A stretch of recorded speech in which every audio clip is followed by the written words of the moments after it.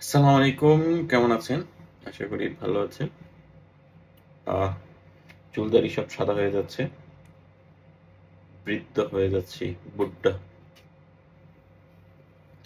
বাংলাদেশের অবস্থা বেশ খারাপ। খারাপ, বেশ খারাপ বলতে ভুল হবে। আগের চেয়ে ভালো আছে, কিন্তু দিন দিন খারাপ হচ্ছে। এটা হচ্ছে আমাদের দূরদর্শিতার অভাব আর জনগণের ধৈর্যের অভাব, এক।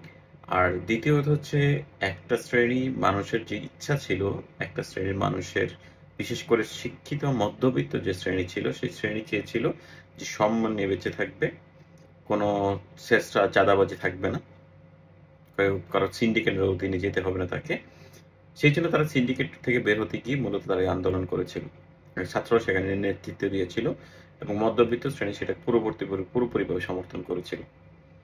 কিন্তু বর্তমানে সেটা এসে আবার অবস্থার অবনতি করছে। কারণ কি?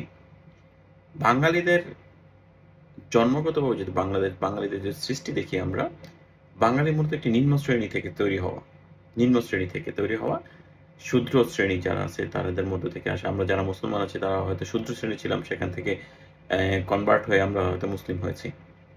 কারণ হিন্দুদের মধ্যে যে কাস্ট প্রথা ছিল, কাস্ট প্রথা থেকে মুক্তি পাওয়ার জন্য আমরা মুসলিম হয়েছিলাম।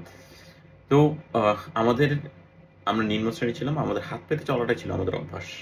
এটা আমাদের প্রতিনিয়ত ছিল। আমরা কারোর কাছ থেকে হাত পাতবো, কেউ আমাকে দিবে, আমি কারোর কাছ থেকে কারো কি বলবো, কারো চামচাগিরি করব।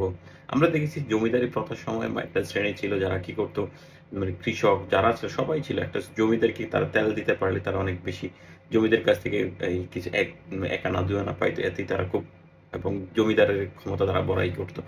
এখন বাংলাদেশের রাজনীতি ঠিক সেম ট্র্যাডিশনটা বজায় আছে।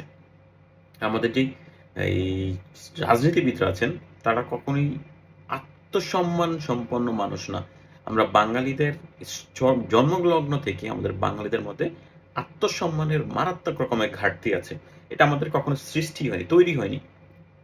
আমরা এখন যখন, আমাদের হয়তো বলতে পারেন যে এখন তাহলে আন্দোলন হয়েছে কেন, বিপ্লব হয়েছিল। হ্যাঁ, বিপ্লবটা হয়েছিল, সেটা নিম্ন শ্রেণী করে নাই, এই বিপ্লবটা করেছিল মধ্যবিত্ত শ্রেণী।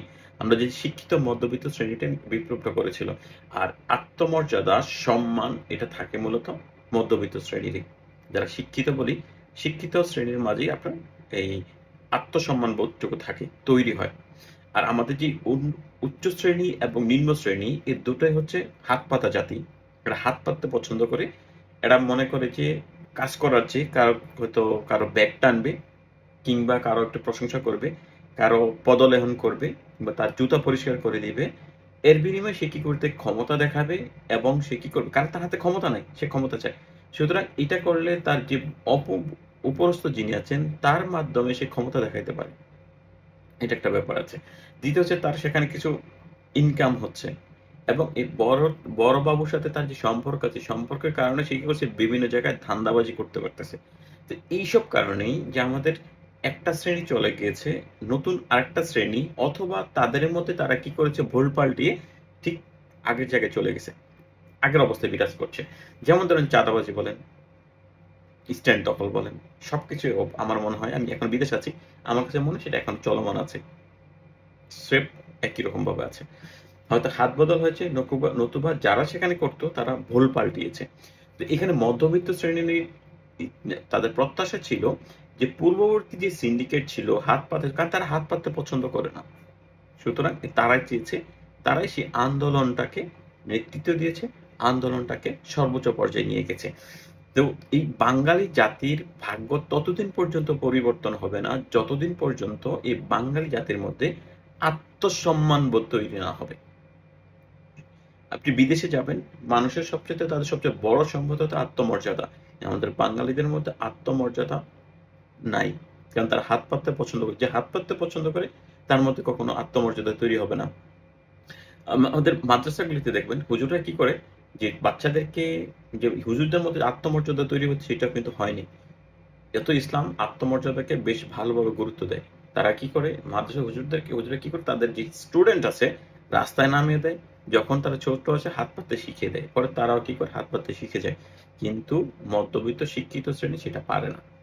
আর যারা পারে তারা ওই দুই শ্রেণীর অন্তর্ভুক্ত। সুতরাং এই দেশ বা এই জাতির, বাংলাদেশ বা বাঙালি জাতির ভাগ্য পরিবর্তন ততদিন হবে না বা পরিস্থিতি ততদিন উন্নয়ন হবে না যতদিন পর্যন্ত না এই বাঙালি জাতির মধ্যে আত্মমর্যাদা তৈরি না হয়। ধন্যবাদ সবাইকে। সালাম আলাইকুম।